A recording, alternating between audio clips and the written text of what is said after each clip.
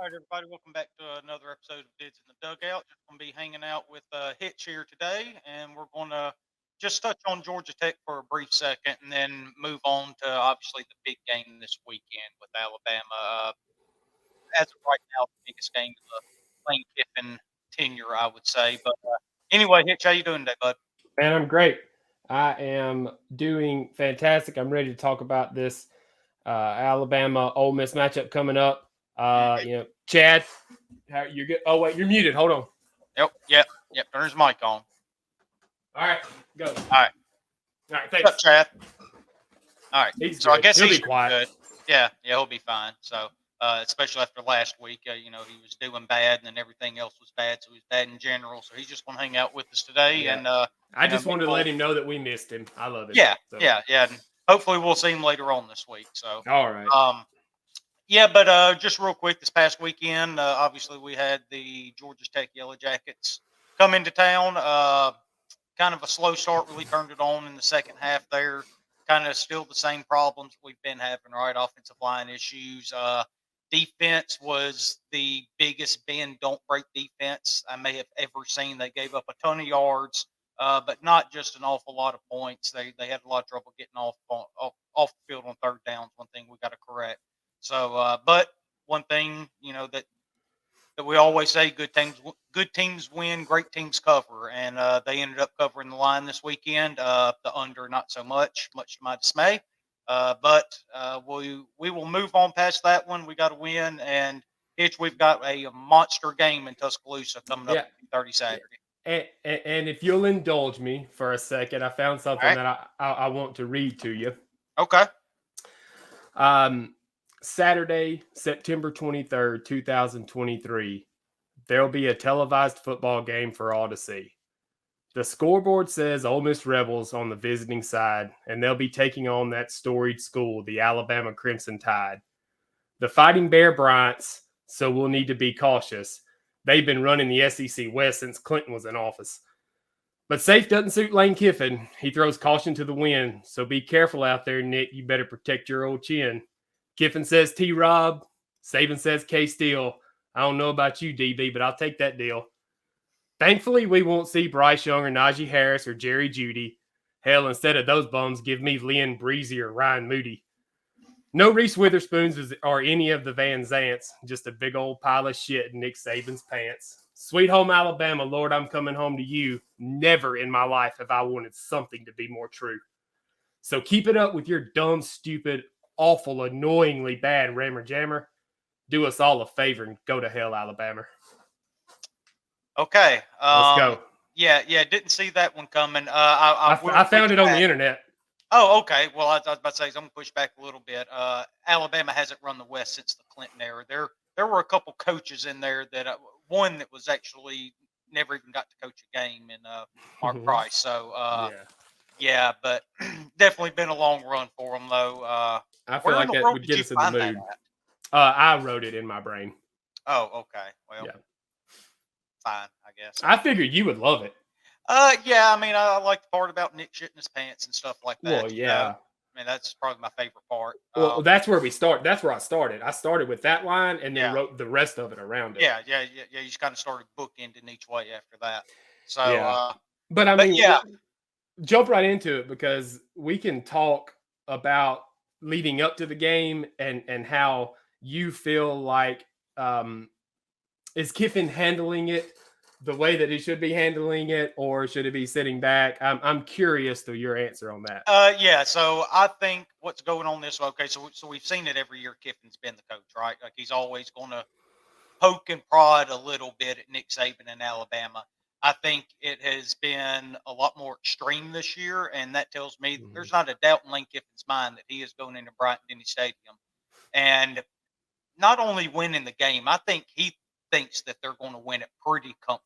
Like there's a confidence about him the way he's talking this week that tells me that he thinks he's got something in his head. There's not a doubt in his mind. We're walking out of that stadium with the W, and quite frankly, it fires me the hell up. Yeah, well, I hope so. I mean, we've got a couple of key injuries, and I don't know that we've put together an entire 4 quarters of football yet. No, we haven't. And so I don't know. Yesterday, day before, when we were talking about it, I was like, I kind of wish that he would pull the reins back a little bit. Like this is kind of what happened with get your popcorn, but you're the last person to pull the reins back. But you'll be glad to know that I woke up this morning and was like, "What an idiot! Talk it, and then let's walk it." And that's right. Let's go to because Tuscaloosa. Make it even better. Yeah, let's go to Tuscaloosa. Let's drill them. Like and then we act like we've been there and we knew what we were doing, right? And we come home and then we take care of business next week because that makes it even bigger. So yeah. So tell me what about Trey Harris is out, right? And Quinshawn's questionable. Quinshawn will go. Quinshawn will play it. Yeah.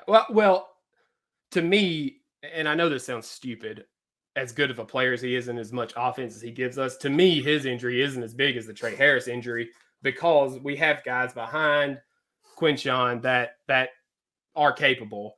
Yeah, Trey Harris hurts. You see the offensive drop off ever since he's been hurt, right? Yeah. He was a guy that has 8 catches on the year and 5 touchdowns. I mean, he just blitzes people. And I understand what you're saying with Quinshawn, but he's that big game breaker. This is such a big game that this may be one that he can finally get up for and just take over. I'm hoping if then that's all assuming we get our offensive line issues worked out too. That's a big part of this game this weekend. It really is, and for this game specifically, I haven't looked past this game yet, but I think the Trey Harris injury is larger than Quinshawn. Hopefully Quinshawn plays, but yeah, I was looking at the Texas game. Texas threw it. I know what you're saying. Texas threw it 38 times, right, for almost 10 yards a pass, 9.5, right? So if we don't have somebody in that 10, 15, 20 yard area that can eat it up like Trey Harris, I mean, somebody's going to have to step up. I've got written down here Michael Trigg. I know he's not a receiver, but he is a matchup nightmare. Right? Yeah, he's got to have a big one here in that 15 to 20 yard and then in the end zone as well. Yeah. And look, we're going to get Prescorn back. He's going to be back out there this weekend. Yep. By all accounts, it sounds like Zachary Franklin's going to be back. Big-time transfer receiver from UTSA that we haven't had all year. He was actually the projected number 1 receiver in this offense. He's still the active leader in the country career receptions, even though he hasn't played yet this year. Right. So he's a big-time talent. Looks like we're getting him back. He's going to be out there. So we're getting a little bit of a boost to that receiving core. Prescorn is obviously a big addition because of how thin we are at tight end right now. Helps with those intermediate throws. I think that'll kind of open up the middle of the field, help everything on the outside, kind of get a little more open. Apparently a really good run blocker though. And my God, how bad do we need that up there? Get an extra body up there to help Quinshawn and the guys hopefully find some space and make some plays that way. But kind of like you were talking about though, going back to that Texas game with Alabama, that's been the blueprint for 15 years against Alabama, right? I mean, you go back to when Ole Miss had back-to-back wins over them. That was the Laquan Treadwell days. Yeah, it's where a big just receivers. ate them up downfield, right? I mean, it was just throw it up one-on-one because they're going to play man-to-man. That's what they're going to do. They're going to play man-to-man. They're going to stop the box. They're not going to let you beat them on the ground, win the line of scrimmage, and trust they have the athletes on the back half to keep you in check. So that's how you always had to beat them. Maybe they change it a little bit this year now that Pete Golding's gone, but it sure doesn't seem that way to me. And so, no, so I wrote down like meaningless things, right? Because I don't know anything about this, just kind of what I said, like some keys, keys for our offense. And the very first one is throw it downfield. Right. Yeah. Alabama has given up 10 plays of 15 plus yards and 6 plays of 25 plus yards this year. Okay. Right. So take the top off. And that seems to be where Dart's going with Watkins and Dayton Wade right now, right? Because you don't have those other outside receivers. You're using the smaller, more accustomed to the slot guys, but you're getting them in seams, getting them in corners, stuff like that to get them downfield.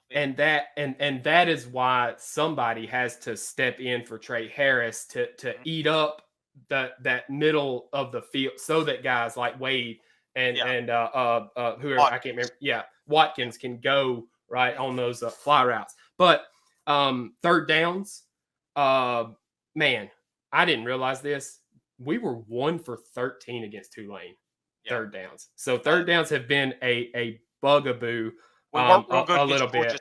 Well, for the year, for the year, we're 41%, and we're allowing 41%. Alabama's 47 and allowing 35. So we're gonna have to do a better job on third downs. I've got Trigg. He's a matchup nightmare. He's got to have a big game, I think, and then finishing drives. Right? And what I mean by that is there's a stat that once you get inside your opponent's 40-yard line, they start measuring, how many points you average inside your opponent's 40-yard line. Ole Miss is averaging right at 5.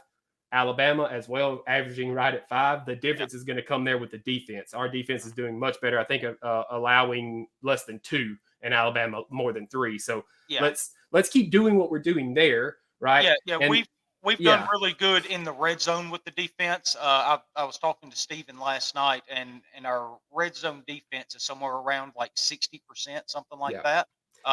Which when you get that deep into the field, that's not a bad number. I know it's over half and all that, but that's telling you that, and they're keeping them out of the end zone. That's the really big part about it. Yeah. Once they get in the red zone, it's four touchdowns. Now 20 to 20, that defense got to step up right there. That's where we're really struggling at. You talking about third down conversions just then, you said we're giving up 41%. Was that right? Mm-hmm. I would be so interested to know what that number is without Mercer. Because I'll look at it. Because we shut Mercer down after that big long run, and Tulane and Georgia Tech, they were both well over 50% against us. That's what kept them into the games into the fourth quarter. So I think that'd be interesting to see. But one thing I was thinking about today, though, you always, when you talk about a football game, the big cliche is who wins the battle at the line of scrimmage, right? You've got to win both sides of the ball at the line to have a chance to win the game. I think if things go exactly the way they've been going, if we don't show any improvement on the offensive line and our defensive line play, because they haven't played that bad, I don't think. Now, I'm no football expert, but they don't seem to be terrible out there by any stretch. I don't know how Chad feels about it, but he said you're no football expert. That's what he said. Yeah. Well, that's the one thing he's gotten right in 2 weeks.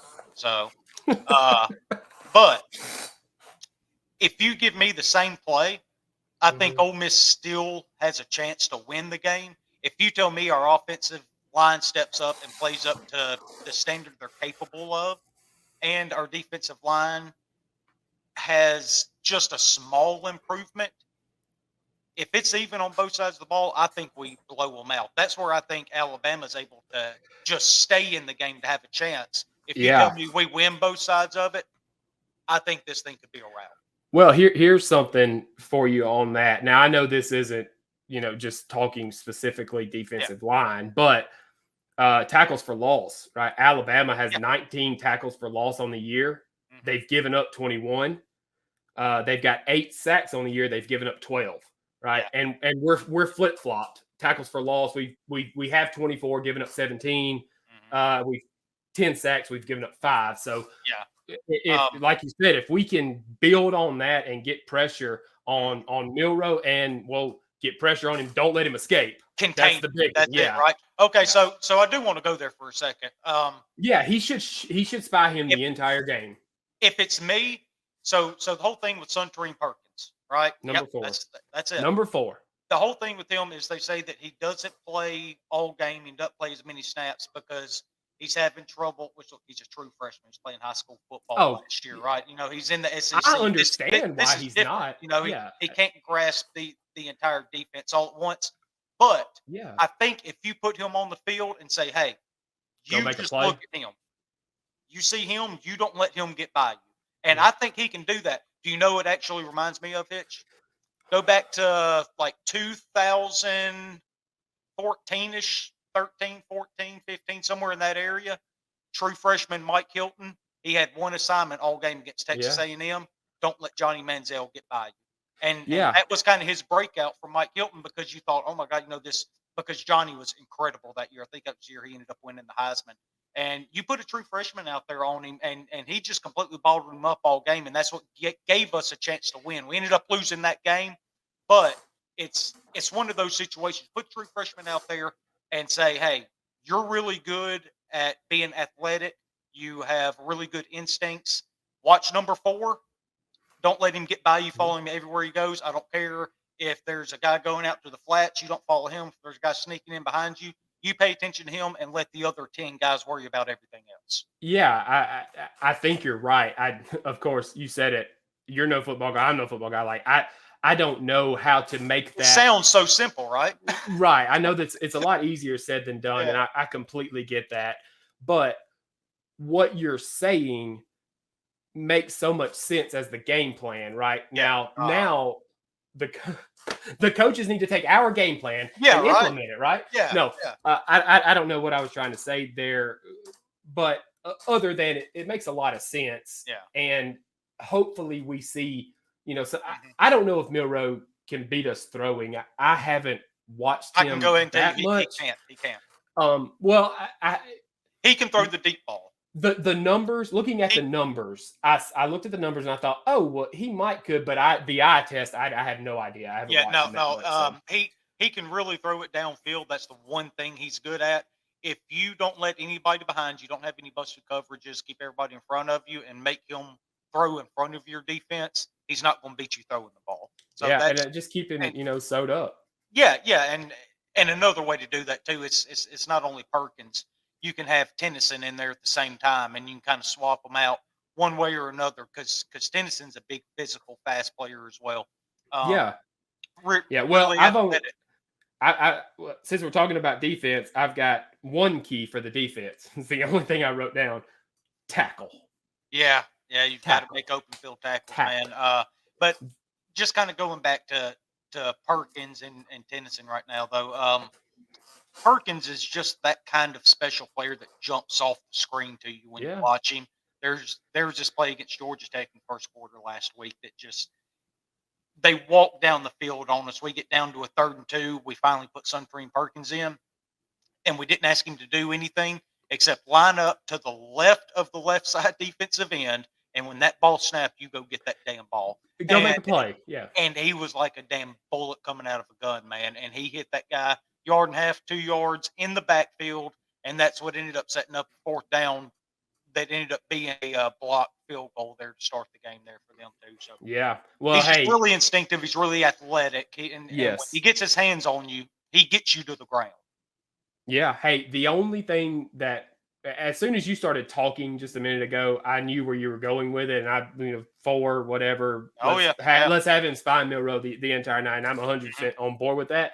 The only worry or concern is he is a young kid trying to make a play. Hey, play within the defense. Don't try to do too much, and don't give up any big plays, right? Yeah, that's it. And it's his first big game on this huge stage. There's going to be so many people there. And hey, I've been that age. I want to impress people. I hope that he stays within himself and which I think that he will, but that's my one concern. And if you play him and Tennyson at the same time, you can kind of swap them up a little bit.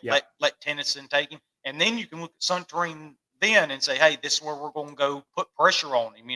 Get him to move his feet, get him out of the pocket because you got Tennyson. Yeah, because you got Tennyson there behind you, keeping an eye on him. So you still do what you're good at and use your athleticism and go get a guy to the ground. So, and even if you have to, I'm sure he's good enough to know when if you want to drop him back to kind of change up a look or something like that, right? Throw him back in the middle of the field, 10 yards deep or something like that. Just another look. I think it's going to come down to us getting a defensive stop. Our defense on paper, our defense is better than theirs. I looked at it. It's and better. I think Perkins is the key for that to happen. It's going to come down to. I guess that's my long-winded way of saying all of that. Yes, 100. It's going to come down to us having to force a punt, or us having a turnover, or us having to stand on the goal line on a 4th down. Yeah. But I think the game comes down to the two defenses and Yep. how we adjust to whether it's T-Rob or K-Steel calling those defenses and how Golding It's 7-6. attacks. Yeah, and how Golding attacks the Yeah. Alabama offense. Yeah. So, also, do you think that gives us any sort of advantage with Pete Golding? I know we already have Lane Kiffin here.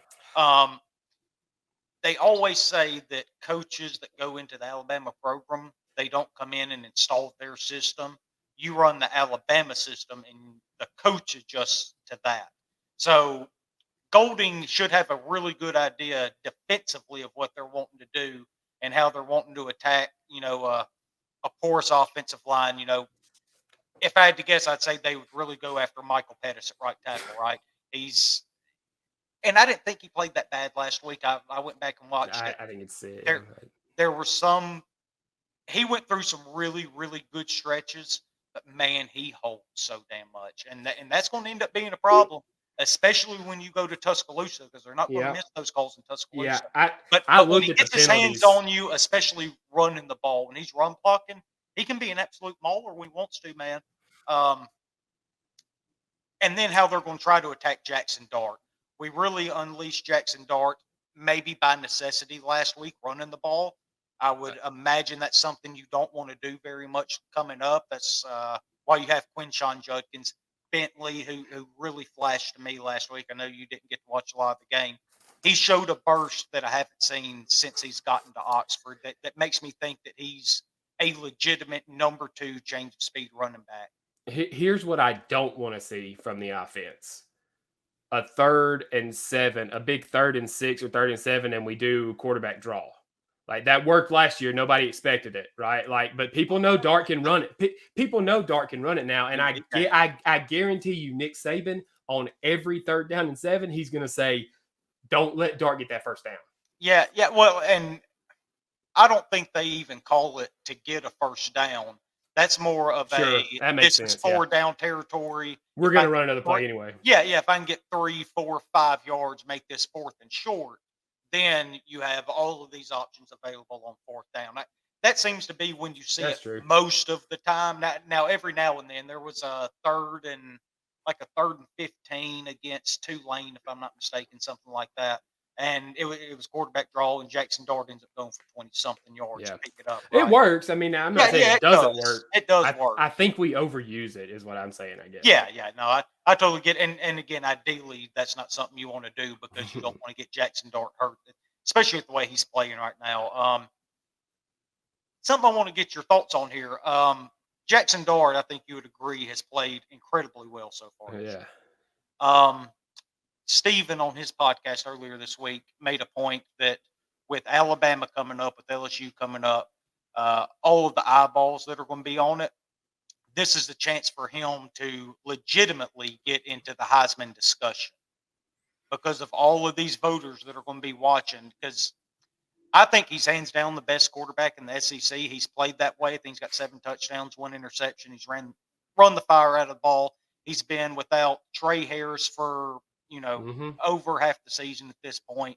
Hadn't had Zachary Franklin, hadn't had Prescorn, and he's still making play after play after play. And every time we need a play, we're going to number 2 to get it. Even last week, I mean, even last week we were inside the 5-yard line, down like 2 or 3, something like that. It was 3rd down, and we pulled Quinshawn Judkins out of the game. Bring in Jam Griffin, bring in JJ Pegues, and we run. God. Yeah, I know you saw that one. I did see that block. Yeah, but then we run a quarterback power instead of giving it to your All-American running back, right? Which I know he was banged up and all that. But I guess my entire point is I don't think people understand how good he's been this year, and this is a weekend for him to really get himself up on that stage. Yeah, no, that's a good point. He's been on TV every week. He was on TV every week last week, but this game, and with these 2 games being back to back at prime time, right? Neither one of them are 11 o'clock. They're 2:30 and no. LSU's at 5 in Alabama. He's going to be playing in front of a bunch. Yeah, I mean, and I think that it could go one of two ways. Like either you put yourself, in the Heisman race, In it, or you take it out. or you take it out. One of the two. And hey, we could win both games, and he could take himself out of the Heisman race. Yeah.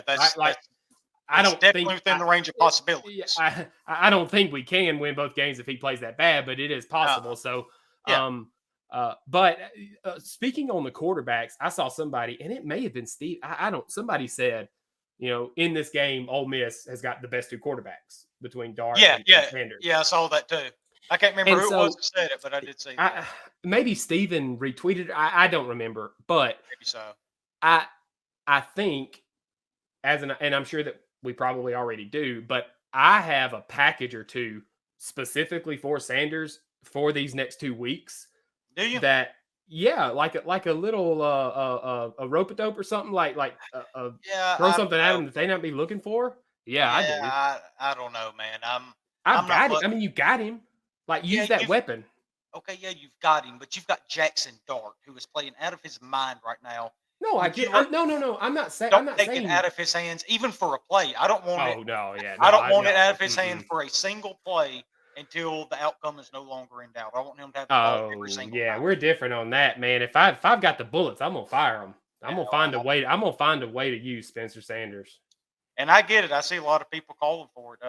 Now I don't.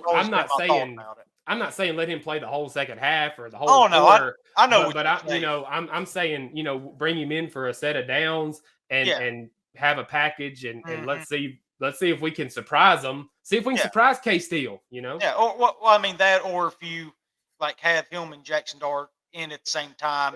Start a drive. They see number 2. Okay, Jackson Dart's out there, and then you're able to sneak him into the. You motion Dart out. Yeah. And then Spencer Sanders, you can either do a wide receiver pass or if he ends up taking the snap, running, throwing, whatever. I understand all of that. I do. I'm just from the mindset that if I've got a guy like Jackson Dart, I want him making all the decisions because he hasn't missed so far this year. So until he does that, I'm not letting anybody screw that up. So I hear you. But yeah, again, obviously a big game though this weekend. We're really excited for it to happen. That I think me and you in particular, along with all of our other buddies, been talking about it for really a couple weeks now. We kind of felt good about getting past Tulane and Georgia Tech, and this was the first big test. And look, if we end up getting past this one, it's been 20 years since LSU came to Oxford for a game this big, and I know that we were just down there. I was just down in that country too, and boy, are they high on their Tigers. Yeah, oh yeah, they are. Well, they can be as high as they want to, when they come to Vaught Hemingway Stadium after Ole Miss kicked shit out of Alabama. We are going to go ahead and wrap up that SEC 27-20. 27-20. Oh, is that the final? Us. Okay. What? For which game, Alabama or LSU? Oh, Alabama. Sorry, Saturday. Alabama. Okay, I got you. All right. Well, I'm going to hold mine until we do our pick show tomorrow. I've got. Oh yeah, I'm not touching this one. You're okay. Well, I don't know. Maybe we won't be talking about it then. Maybe this is all you're going to get. So, all right, guys. I guess that's really all we have, though. Again, big game. Now, I've given up on Chad. He's not chiming in. He's just sitting back watching. So he's drunk. He's drunk. Gotta be. Either that or Stone living out in hippie town. One of the two. So, but yeah. So that's all we got for today. Big game. I feel like me and Hitch will probably do this again sometime next week and kind of come back and talk about the Alabama game, however it goes, then looking ahead to LSU. Because win or lose, it's still a big game next weekend with LSU. Oh, for sure. Obviously, you feel a lot better about it if you get this win in Tuscaloosa, but your season isn't over if by somehow Alabama does win it. I don't think that's going to happen. First time in a long time I felt this confident about the Rebels. Not only playing Alabama, but especially going to Tuscaloosa. So I can't wait. I can't wait. Yeah, I can't either, man. The way that my sleep for like 3 days just to get the way that my dumb brain works is when I know something like that's coming up and I'm looking forward to it. It's like I can't do anything until that gets here. It's a me problem, right? But No, I'm looking forward to it so much that everything else is almost like, well, no, I can't do that until then. It's 3 days until then. Yeah. Okay. Everything for the next 3 days is completely irrelevant. So yeah. until I get that out of the way, that doesn't matter. So Yeah. But all right, man. big game. This is fun. For it. Yep. And we'll I'm sure me and you will be we will be recording our gambling show on Thursday. Yeah, tomorrow. I'll see you tomorrow. Friday. And then I'm sure we'll be in contact this weekend. Might even get hooked up and watch the game somewhere together. Who knows? Oh yeah. Oh yeah, I'll talk to you after the show. I was going to ask you about that. Yeah. Okay. And if we do, don't be surprised if we just have random live stream somewhere around 6 o'clock on Saturday. So that would be a lot of fun. But all right, guys. Eyes get real big. Yeah. You thought that is also a great and a terrible idea. It was like, oh no. All right, yeah. All right, man. All right, love you, Chad. Chad, see you later, bud.